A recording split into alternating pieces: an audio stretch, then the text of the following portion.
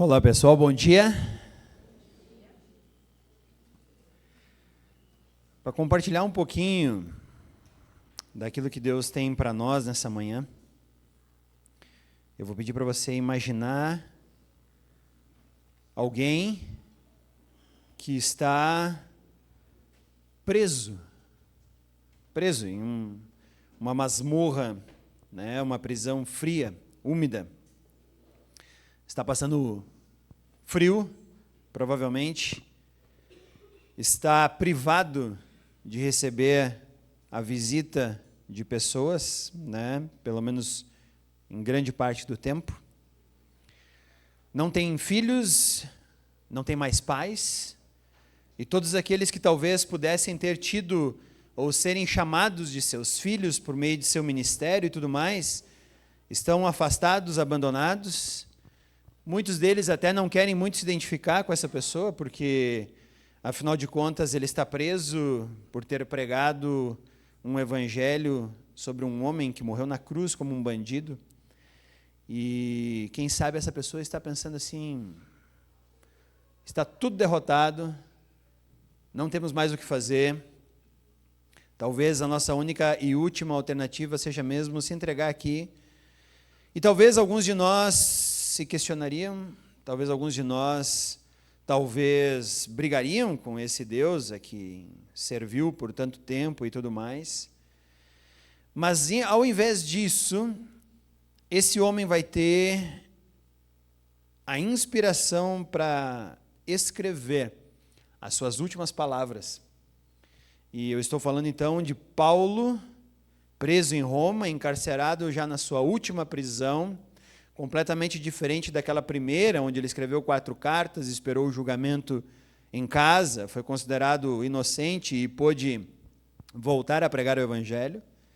E agora, nessa última prisão, ele está sendo realmente tratado não mais como um cidadão romano, mas como um rebelde, como alguém que está rebelado do seu império e por isso precisa receber a pena capital o quanto antes. E enquanto ele espera, então, esse momento de ter a sua vida ceifada, ele vai escrever a sua última epístola. 2 Timóteo é a última carta que nós temos do apóstolo Paulo, a última carta que nós sabemos, ou que foi preservada na palavra de Deus para nós. E ela é uma carta bastante complexa, porque aqui ela está carregada de todas as emoções que estão na mente e no coração de Paulo nesse momento aqui. E a primeira coisa que eu me pergunto, enquanto você já pode abrir a sua Bíblia lá no livro de 2 Timóteo, e nós não vamos olhar uma parte específica, eu quero que a gente olhe alguns textos bem específicos desse texto, dessa carta, breve. A primeira pergunta que vem na minha mente é: qual é a motivação de Paulo em escrever isso? Talvez derrotado, já desistindo de lutar, não tendo mais qualquer possibilidade, talvez dizendo assim: o que eu preguei, preguei, quem ouviu, ouviu, quem não ouviu, lamento, vou agora me resignar aqui e ficar quieto. E Paulo, ele escreve a sua carta por 3 motivos bem específicos. Primeiro, ele quer falar com o seu filho. Ele não tem filhos naturais. Paulo teve vários filhos espirituais, e Timóteo é um desses filhos espirituais.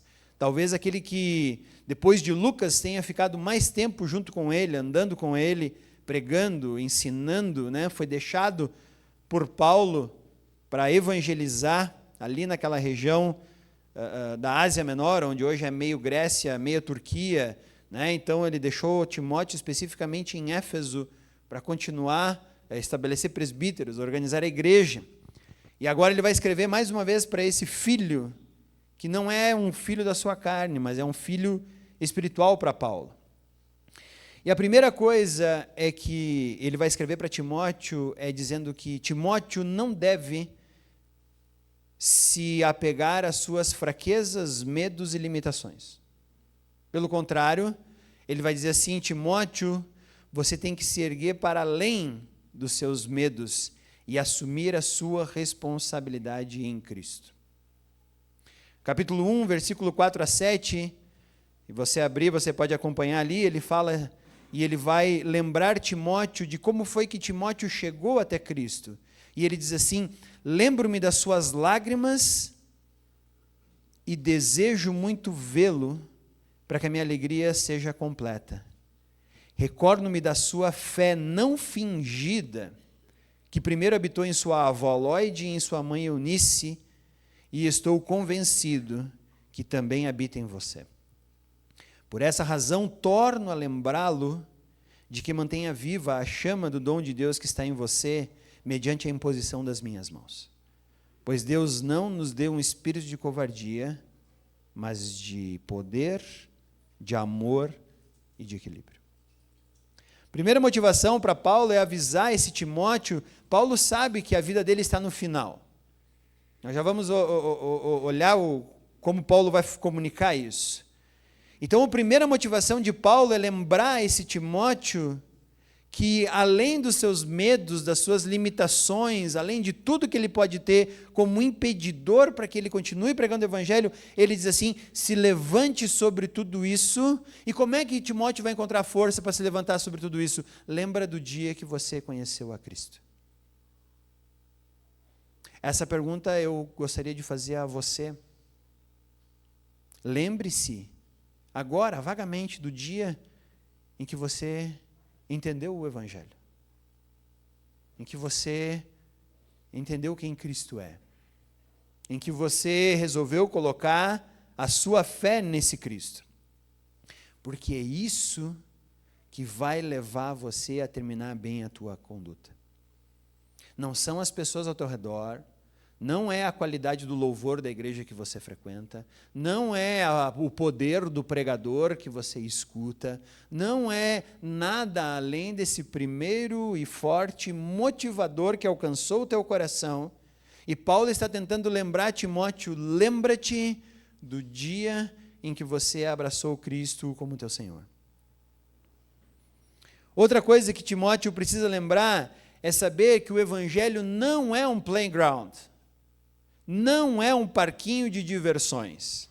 Se você acompanhar agora a carta, vá até o capítulo 3, versículos 10, 11 e 12. Ele fala assim: você tem seguido de perto o meu ensino, a minha conduta, o meu propósito, a minha fé, a minha paciência, o meu amor, a minha perseverança, as perseguições e os sofrimentos que enfrentei, coisas que me aconteceram em Antioquia, Icônio e Listra. Quanta perseguição suportei, mas de todas essas coisas o Senhor me livrou. De fato, todos os que desejam viver piedosamente em Cristo Jesus serão perseguidos. Além de dizer para Timóteo que ele tem que se elevar além das suas limitações, lembrar do momento de sua conversão, Paulo precisa falar francamente para ele, dizendo: o evangelho não é um parquinho de diversões, onde a gente vai andando pelos tijolos amarelos, achando que tudo é bonito e cantando até lá. Porque você já viu como é o evangelho verdadeiro. E o evangelho verdadeiro passa por momentos de dificuldades, de angústia, de paciência, também de propósito, de amor, de perseverança. E agora, eu pergunto a você: o que você acha que é o evangelho? Que evangelho você acha que você tem procurado ter e manifestar? E eu sei que muitos têm pregado um evangelho onde nada de mal acontece, só coisa boa, só bênção, dinheiro saindo pela conta bancária que você nem tem mais como gastar, você vai começar a jogar dinheiro para cima, sempre trocando o teu carro, tendo o carro mais novo e moderno possível. Você vai ter uma casa na praia, no campo, na cidade, aqui no Timbuktu, na África, na China. Você vai ser sempre milionário e tudo mais, nada vai te acontecer, mas não vejo Paulo falando isso para Timóteo. Pelo contrário, dizendo que o evangelho é coisa séria, e coisa séria que vai, às vezes, colocar em xeque a nossa segurança. a nossa tranquilidade financeira e a nossa tranquilidade espiritual e mental. E Paulo precisa lembrar Timóteo disso, porque se ele diz que o evangelho é um tijolos amarelos, onde você vai chegar no fim do arco-íris e pegar um potinho de ouro, na primeira dificuldade as pessoas abandonam o evangelho. E eu vejo que essa é uma das maiores dificuldades hoje que as pessoas têm de perseverar no verdadeiro evangelho. Porque quando Cristo começa a colocar a gente no fogo, a gente diz, não, fogo não, eu prefiro ser servido frio. Não tem um negócio assim que você só mistura os ingredientes, coloca na geladeira, tipo uma mousse. Podia ser assim, né, Jesus? Jesus diz, não, meus filhos precisam de um cozimento brando, às vezes um cozimento um pouquinho mais forte, depende, eu não sei como é que você é, mas se você tem carne dura como a minha carne precisa ir para a panela de pressão, tomar um choque para Deus amolecer ela. E às vezes é isso que o próprio apóstolo Paulo está dizendo para seu filho Timóteo. Se erga além das suas limitações, lembre-se que o evangelho não é um parquinho de diversões. E outra coisa, você vai sofrer julgamentos complexos, mesmo entre os teus irmãos. Não precisa abrir agora, na primeira carta, 1 Timóteo, capítulo 4, versículo 12, o que Paulo fala para Timóteo? Ele diz, olha, que ninguém te despreze pelo fato de você ser, te menospreze pelo fato de você ser jovem. 1 Timóteo capítulo 4, versículo 12, ninguém o despreze pelo fato de você ser jovem, mas seja um exemplo para os fiéis na palavra, no procedimento, no amor, na fé e na pureza. Vão tentar encontrar em você algum defeito, como encontraram em Paulo, como encontraram em qualquer lugar, e se você olhar, a grande parte das cartas paulinas é defendendo que ele realmente é um apóstolo de Cristo, diante de pessoas a quem ele explicou o evangelho, e que depois se permitiram ouvir outros líderes que vieram com leis mais rebuscadas e tudo mais, e caíram na tentação de correr atrás dessas pessoas, e Paulo dizendo, gente, vocês não entenderam nada desde o princípio. Mas aí Paulo era muito jovem, ou era um cara que não tinha filhos, ou não tinha andado com Cristo no seu ministério, ou falava muito da graça e pouco da lei, e Paulo está dizendo, Timóteo, a ti também vão tentar encontrar algum defeito para desmoralizar a sua mensagem. Mantenha-se firme, preserve-se. E na segunda carta, capítulo 1, versículo 8, ele fala, portanto, não se envergonhe de testemunhar do Senhor, nem de mim, que sou prisioneiro nele, ou dele, mas suporte comigo os meus sofrimentos pelo Evangelho, segundo o poder de Deus. Então, Paulo está dizendo para Timóteo que sim, ele vai sofrer julgamento cruel, não só de fora, mas de dentro da igreja. Eu não sei como, mas Paulo já sabia, por experiência própria, que haveria burburinhos dentro da igreja, e as pessoas, em vez de andarem juntas, iam falar mal das pessoas, iam fazer jantares, ou iam fazer encontros, ou iam ter um tempinho junto, e o prato principal servido seria o pessoal da própria igreja, em maior parte do tempo, os seus próprios líderes. Seriam servidos dizendo, aquele ali é assim, aquele ali é assado, aquele ali fala daquele jeito, aquele lá fala do outro jeito, aquele ali é jovem demais, aquele lá é velho demais, aquele ali é gordo demais, aquele ali é magro demais, aquele ali é careca demais, aquele lá... E assim vai. E Paulo está dizendo, as pessoas de dentro da igreja vão julgar você, Timóteo. Mas você vai fazer o quê? Não se envergonhe de continuar testemunhando. E se você está com vergonha de mim, quero te dizer, não tenha vergonha de mim. Eu estou preso, sim, mas eu estou preso por causa do Evangelho. Também não se envergonhe do Evangelho, porque o Evangelho, sim, foi pregado por um Cristo que morreu na cruz de forma humilhante, mas é o poder de Deus para que nós tivéssemos a vida eterna. Essa é a primeira motivação que Paulo está dando em 2 Timóteo para Timóteo permanecer. Timóteo, te coloca além das tuas limitações e assuma a tua responsabilidade em Cristo. Por quê? lembra-se do dia da tua conversão. Saiba que o Evangelho não é um playground. E saiba que você vai sofrer fogo amigo. Se é que a gente pode chamar qualquer tipo de fogo de amigo, né? Mas saiba que as pessoas de dentro da igreja vão tentar atingir você. A primeira motivação é deixar firme esse filho e explicar para ele como é que a coisa funciona. Segunda coisa, Paulo precisa lembrar Timóteo de que vai haver pessoas que terão coceira em seus ouvidos e por isso abandonarão o Evangelho.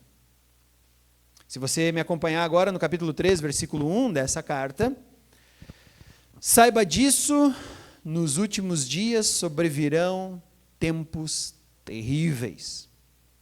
E se você olhar o capítulo 4, versículo 3, ele vai continuar falando isso, mas no capítulo 4, versículo 3, ele diz: pois virá o tempo em que não suportarão a sã doutrina. Ao contrário, sentindo coceira nos ouvidos, juntarão mestres para si mesmos, seguindo os seus próprios desejos. Eles se recusarão a dar ouvidos à verdade, voltando-se para os mitos. Você, porém, seja moderado em tudo, suporte o sofrimento, faça a obra de um evangelista, cumpra plenamente o seu ministério. Paulo está dizendo que sim, vai haver pessoas que vão procurar uma pregação mais branda, que vão ouvir o evangelho vai ser como uma espada em seu coração e vai dizer: não, eu não quero essa espada, eu quero uma coisa mais tranquila, mais leve. Eu não quero um cutucão no peito, eu quero um afago.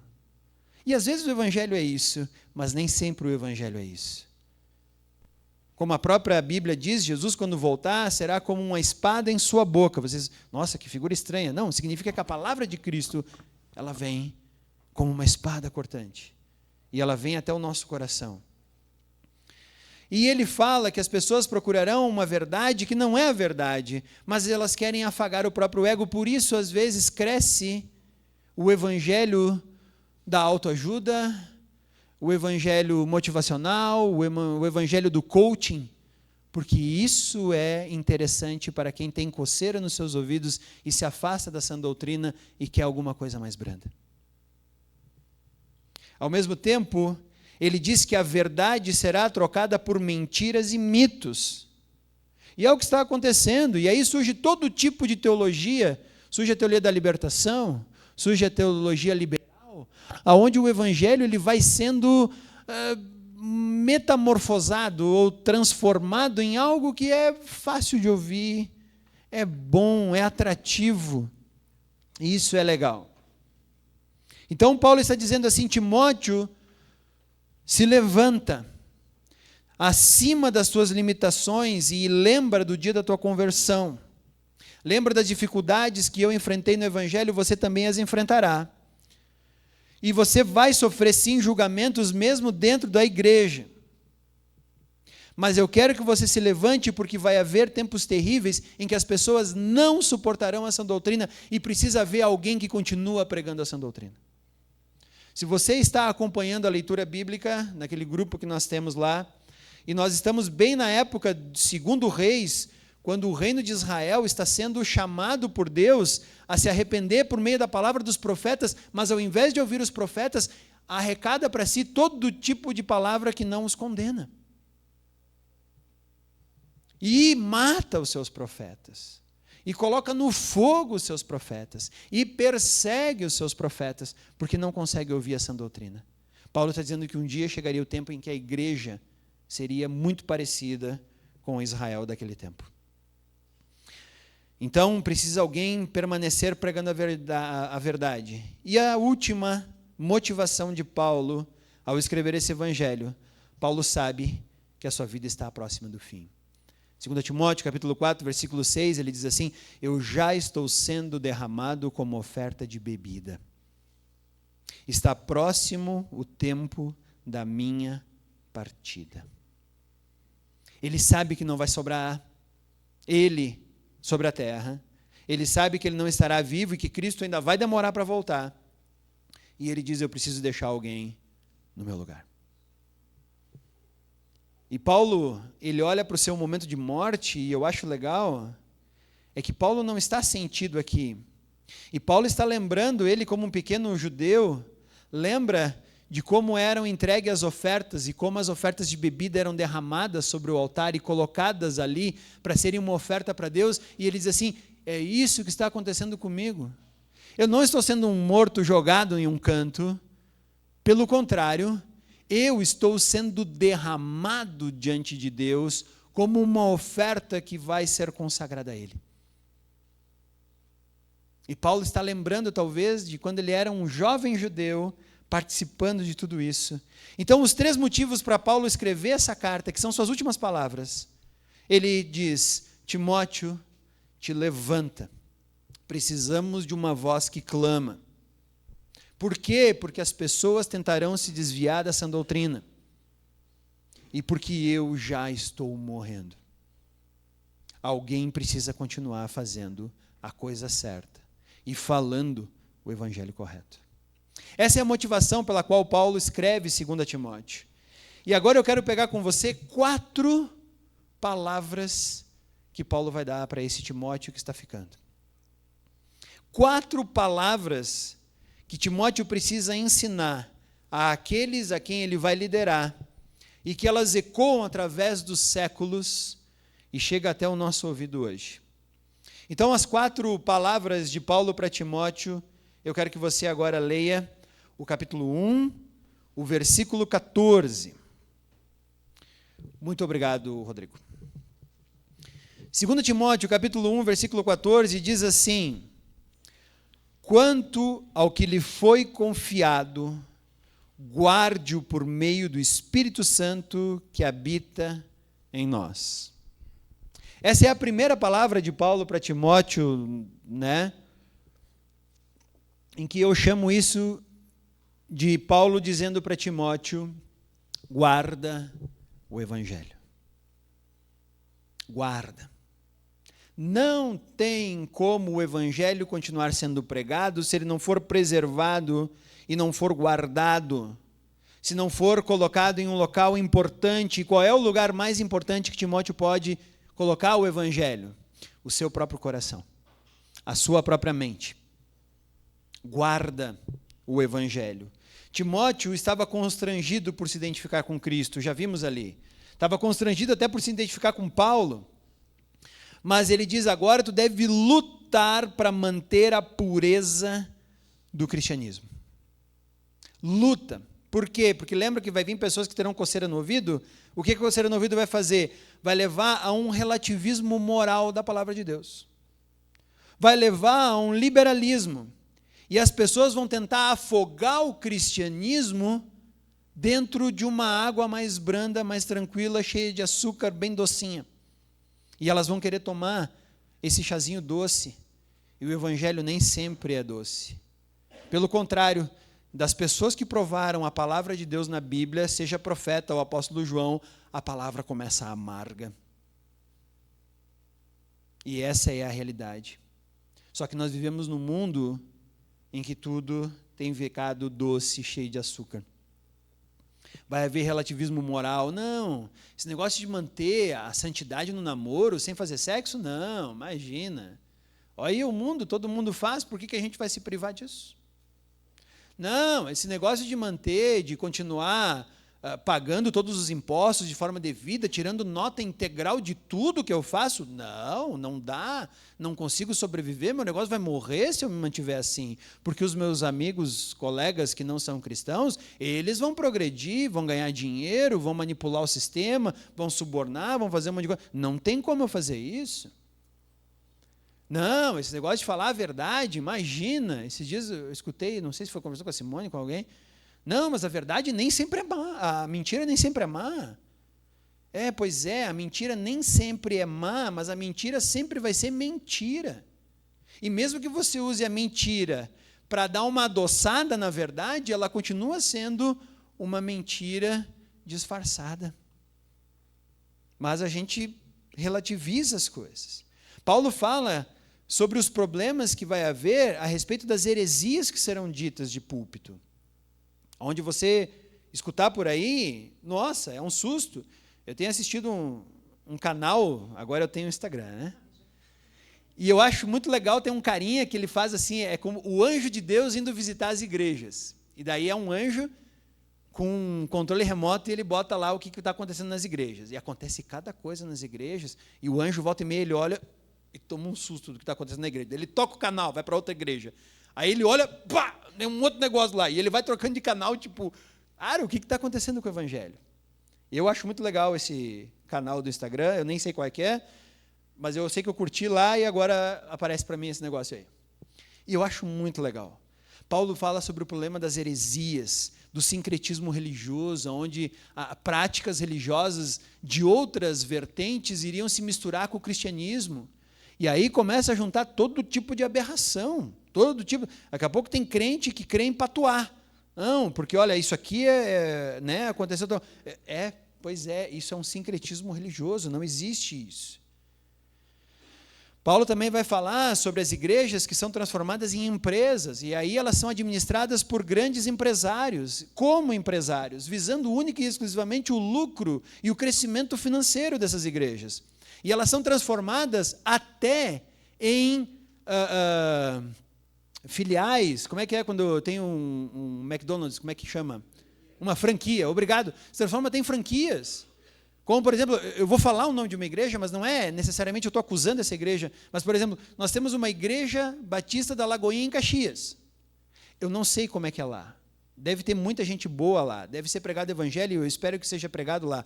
Mas sabe como é que surgiu a igreja batista da Lagoinha? Perto do Lago da Pampulha, lá em Belo Horizonte. Caxias não tem lagoinha nenhuma. Nós temos, no máximo, Tega. Se tivesse que mandar algum nome de alguma igreja, Igreja Batista do Tega. Nós não temos Lagoinha, mas como vira franquia, daí nós temos o mesmo nome. Aí usamos o mesmo nome, usamos a mesma coisa para se identificar com aquilo. Não deveria ser assim. Toda igreja deveria ter, aonde quer que ela esteja, apenas uma cruz, porque a única identificação de uma igreja verdadeira é Cristo. Seja ela Aliança Bíblica Batista, Presbiteriana, Assembleia de Deus, o Brasil para Cristo, Quadrangular, qualquer igreja tem que única e exclusivamente se identificar com a cruz de Cristo. Metodista, enfim, né, todas as igrejas que temos.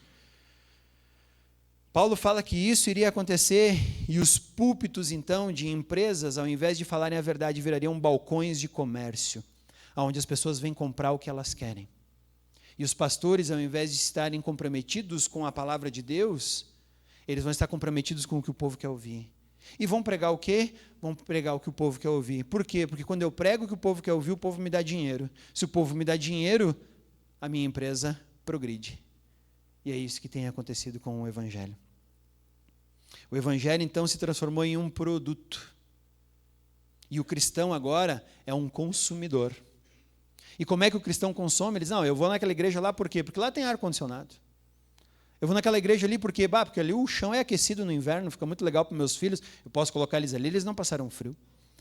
Eu vou naquela igreja ali porque... E aí se inventa todo tipo de... não, porque lá o louvor é legal, porque lá o pregador é o X, é o Y, né? E aí o evangelho se tornou um produto. Guarda o evangelho, Timóteo. Guarda o evangelho, porque o evangelho na mão de pessoas imaturas, o evangelho na mão de pessoas que não conhecem bem Cristo, se transformará em um produto bem baratinho. E tu não deve permitir que isso aconteça. Os obreiros vão enriquecer às custas dos seus fiéis, os templos vão se tornar construções cada vez mais suntuosas e confortáveis, mas o evangelho vai estar do lado de fora. Por isso que lá em Apocalipse Jesus fala para a igreja. Posso entrar, pessoal? A gente usa muito esse versículo de Apocalipse para dizer evangelismo. Não, Jesus está na porta do não cristão, batendo para entrar. Não, Apocalipse é aquela palavra para a igreja. A igreja deixou Jesus do lado de fora. A ponto de ele dizer, galera, a festa não era para mim, posso participar do negócio aí? Paulo está lembrando Timóteo que esse é o risco que acontece quando o evangelho não é guardado, quando o evangelho não é preservado, quando o evangelho não é mantido como a coisa mais preciosa que a igreja tem. E a igreja vai tornar como preciosa qualquer outra coisa. Primeira palavra de Paulo para Timóteo, guarda o evangelho. Segunda palavra de Paulo para Timóteo está no capítulo 2, versículo 3. Suporte comigo os meus sofrimentos como um bom soldado de Cristo Jesus. A isso eu chamo então de sofra pelo Evangelho. Guarda o Evangelho e sofre pelo Evangelho. Você não vai ouvir isso muito em algum lugar por aí, porque o fato de alguém dizer para você sofra pelo Evangelho não vai te dar muita popularidade. Inclusive tem slogan de igreja que é pare de sofrer, venha para cá. E eu olho para Paulo falando para Timóteo, suporte comigo os meus sofrimentos como um bom soldado. Sofra pelo Evangelho. O mundo odeia Cristo. O mundo odeia Cristo, então ele vai perseguir a igreja. O cristão precisa estar pronto para suportar os sofrimentos que ele vai ter em Cristo. De ser talvez taxado de louco, maluco, fanático, sei lá o que vão chamar o cristão. Coisas que eu já falei e já chamei cristãos de loucos, fanáticos, malucos e outras palavras que não preciso dizer, né? Mas a Simone sabe como eu chamava os cristãos. Ele está dizendo, sofra agora pelo Evangelho. O cristão tem que estar pronto para suportar o sofrimento. Aí vem a minha pergunta, estamos preparados para o sofrimento? E talvez você aí, adulto, que cresceu na década de 60, 70, 80, 90, o Gava, que é do ano 0, né?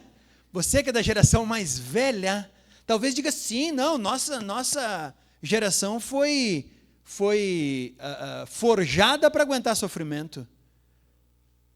Paulo está falando a uma geração mais nova. Você tem preparado os teus filhos para suportarem sofrimento?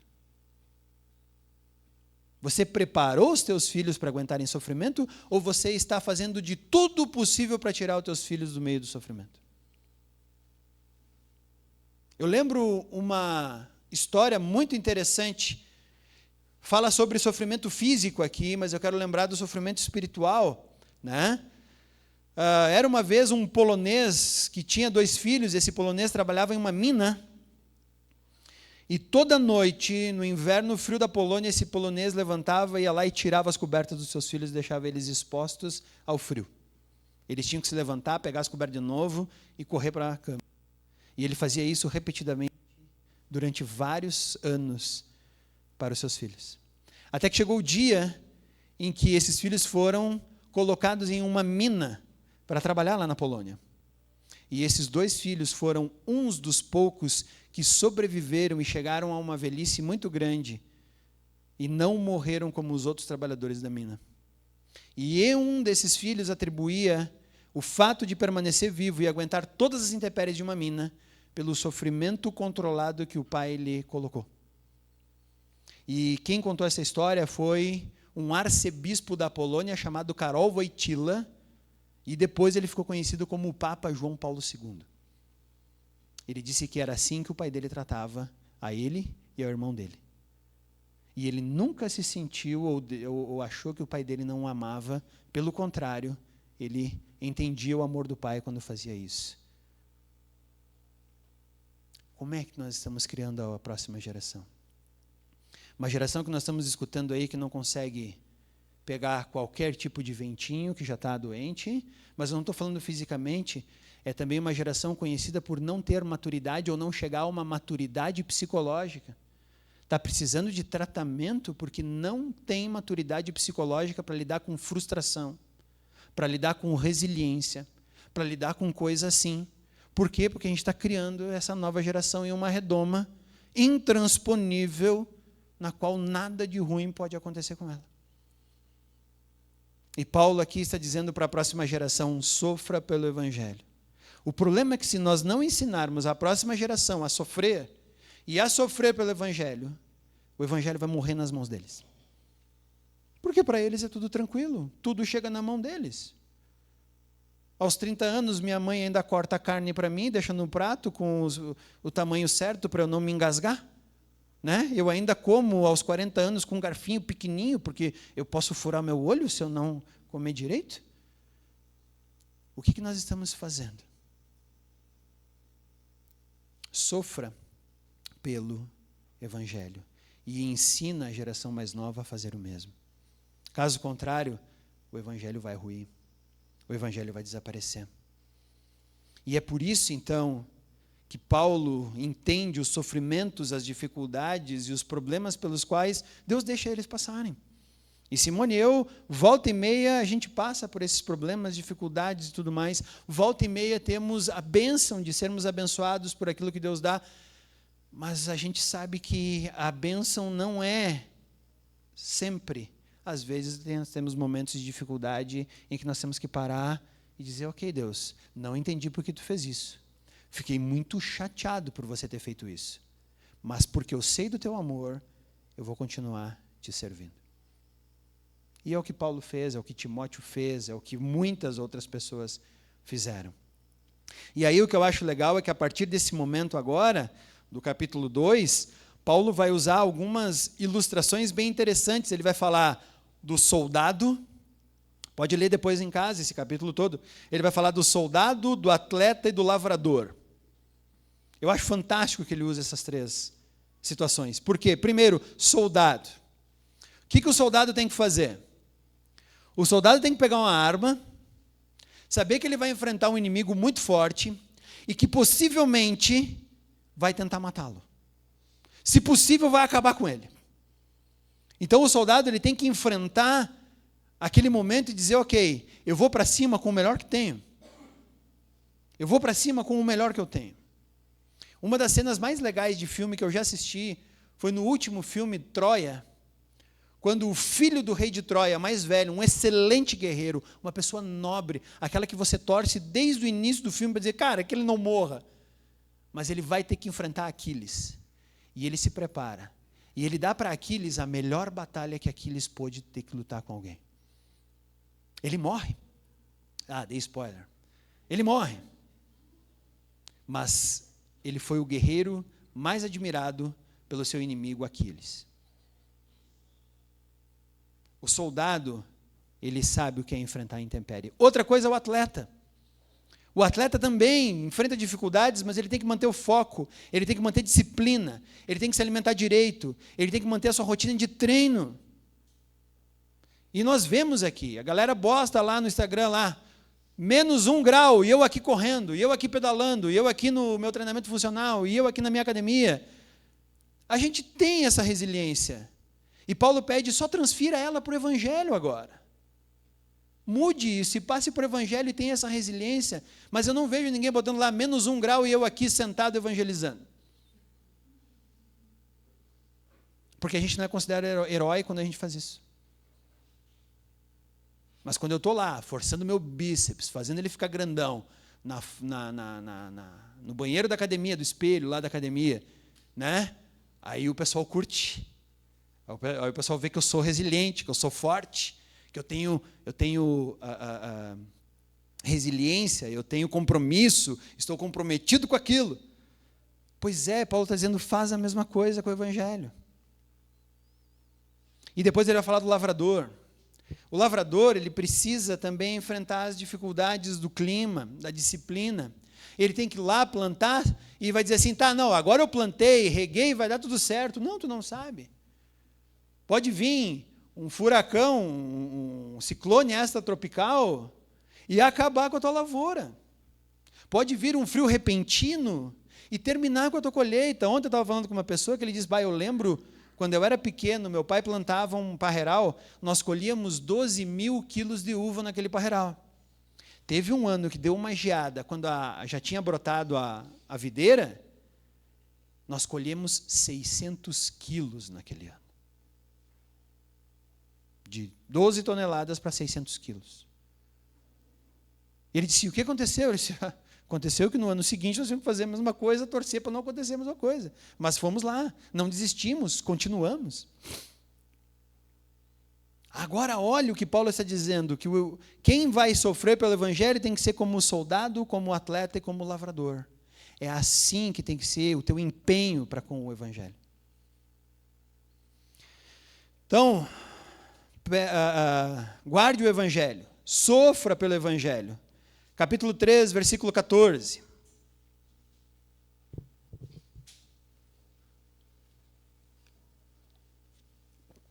Capítulo 3, versículo 14.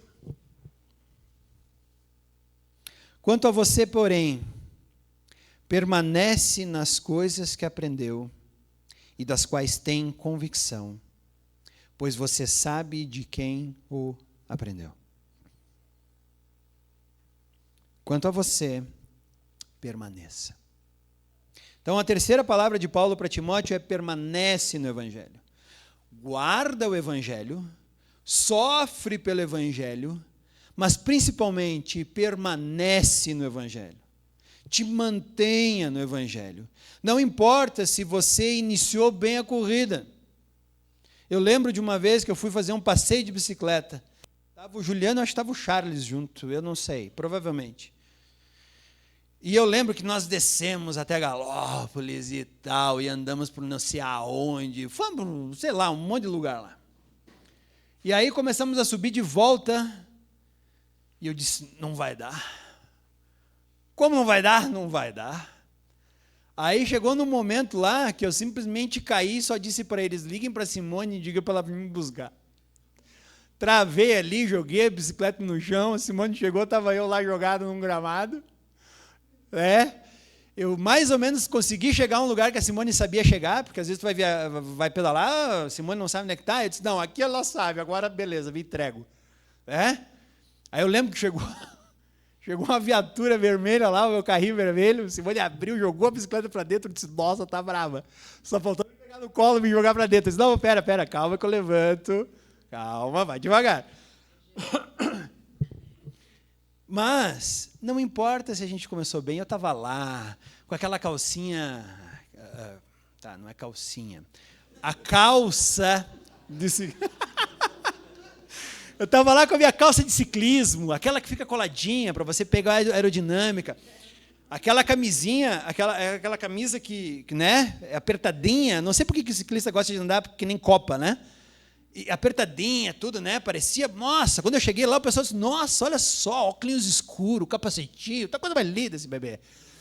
Gente, naquele momento que eu cheguei e caí no chão, a última coisa que eu pensei é como é que eu estava. Como é que eu estava? Eu estava com o óculos de um lado, eu estava todo sujo, lameado, quase chorando. Não importa se a gente começa bem o Evangelho. O importante é terminar bem. Não importa como você começou. Às vezes eu encontro pessoas ali na rua, vou falar do Evangelho para elas, não, eu nasci na igreja. Legal, isso significa que você começou bem o Evangelho. Mas se você está fora agora, pouco importa, querido. Pouco importa. Assim como eu já vi prostitutas chegarem ao Evangelho e terminarem muito bem. E você dizer isso. Não importa como você chega ao Evangelho, não importa como você começou a tua caminhada com o Evangelho, você tem que permanecer e terminar bem a tua corrida. O problema é que durante a nossa vida, o amor ao dinheiro, o amor ao sucesso, os aplausos do mundo vão nos desviar da nossa caminhada ao Evangelho e a gente vai começar a perder o Evangelho por causa disso. E Paulo alerta Timóteo dizendo, presta atenção, Timóteo. Incontáveis são as pessoas que se tornam amigas do mundo e se desviam de Deus e dos propósitos de Deus. E até começam bem, mas terminam pessimamente as suas vidas. Longe de Deus, longe de Cristo. E aí não adianta você um dia encontrar alguém e dizer, não, mas eu nasci na igreja. Sim, ok, querido, que legal que tu começou bem. Mas agora, não adianta você usar esse argumento. Permanece no Evangelho. Primeira palavra de Paulo para Timóteo, guarda o Evangelho. Segunda palavra de Paulo para Timóteo é sofra pelo Evangelho. Terceira palavra de Paulo para Timóteo é permanece no Evangelho. E a última, capítulo 4, versículo 2. Pregue a palavra. Esteja preparado a tempo e fora do tempo. Repreenda, corrija, exorte com toda paciência e doutrina. Quarta palavra de Paulo para Timóteo é prega o Evangelho. Já que você guardou, já que você sofreu, já que você permaneceu, agora manifesta o Evangelho. Nós estamos aqui para pregar o Evangelho. Não há nenhum outro motivo para eu estar aqui. Não importa, você provavelmente já perdeu alguém na tua família, ou um pai, ou um avô, ou alguém que faz parte da tua família. A última coisa que você pensou é quanto dinheiro essa pessoa tinha na poupança, que carro essa pessoa dirigia e que casa essa pessoa morava. Então, todos esses acessórios que nós agregamos à nossa vida, eu não estou dizendo para você jogar fora. Mantém, Deus está te dando, é a graça de Deus para ti, mantém tudo isso. Mas saiba que nós não estamos aqui para esse tipo de coisa. Nós estamos aqui para pregar o Evangelho. E isso é o que importa.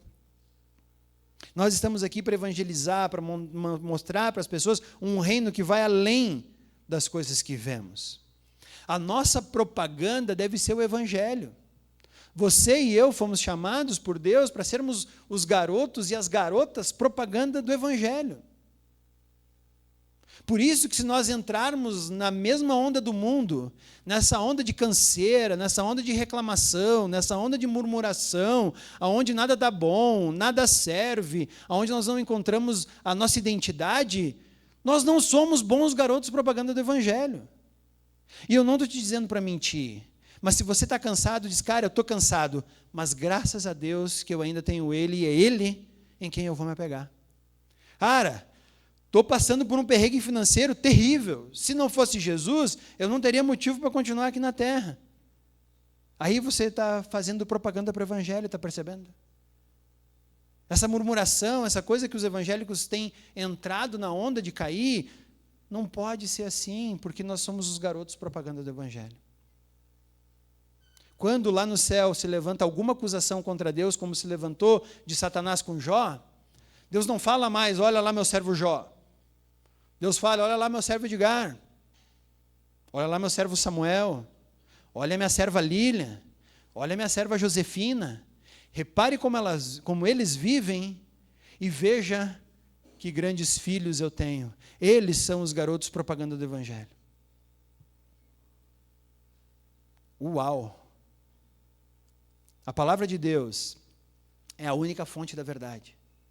Não importa, se nós levarmos qualquer conforto para qualquer pessoa que não seja o Evangelho, está errado. Paulo está preso, morrendo, sendo derramado como oferta entregue a Deus.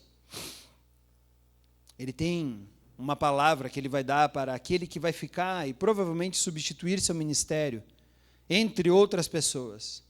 Aquele que vai continuar a obra de Paulo. E Paulo, então, tem 4 palavras a esse homem chamado Timóteo. Guarda o Evangelho.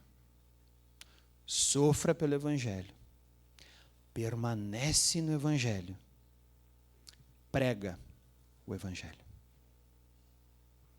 Eu acho que a gente devia fazer um quadro dessas 4 dicas e colocar no nosso quarto. Pegar um quadro e colocar essas dicas na porta do nosso carro, atrás do quebra-sol, ou no para-brisa mesmo. Tá, não, para-brisa não, que vai dar problema. E nós temos que levantar todas as manhãs e olharmos para essas 4 palavras.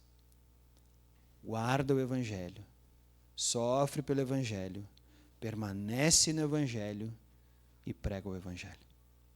Quando nós entendermos isso, entenderemos o porquê. Hoje de manhã, levantamos a nossa casa, saímos do conforto do nosso lar. Até lá embaixo alguém falou, estava bom para dormir essa noite sim, né? Essa manhã, aquela neblina e tudo mais, mas nós levantamos, nós viemos aqui, nós nos encontramos com pessoas e nós vamos agora participar de um pedaço de pão e um pouquinho de suco de uva. Porque se nós não guardarmos o Evangelho, se nós não sofrermos pelo Evangelho, se nós não permanecermos no Evangelho e nós não pregarmos o Evangelho, foi inútil levantarmos de manhã e vindo aqui participar do que vai acontecer aqui. Essa é a palavra de Paulo. Essa é a palavra que Deus guardou para nós hoje aqui. Então agora, o pessoal do louvor vai vir aqui e eles têm uma música para nós. E enquanto eles vão colocar essa música, nós vamos cantá-la, mas nós também vamos levantar do nosso lugar e vamos pegar os elementos que estão aqui. Nós vamos voltar e sentar, e aí participaremos todos juntos dessa ceia. Disso que Cristo fez para que Timóteo permanecesse e também você e eu agora continuássemos a fazer aquilo que ele fez. Tá? Então, quando a música estiver tocando, qualquer pessoa que se sentir apta pode levantar e pode vir aqui pegar os elementos e depois participaremos todos juntos dessa ceia. Ok?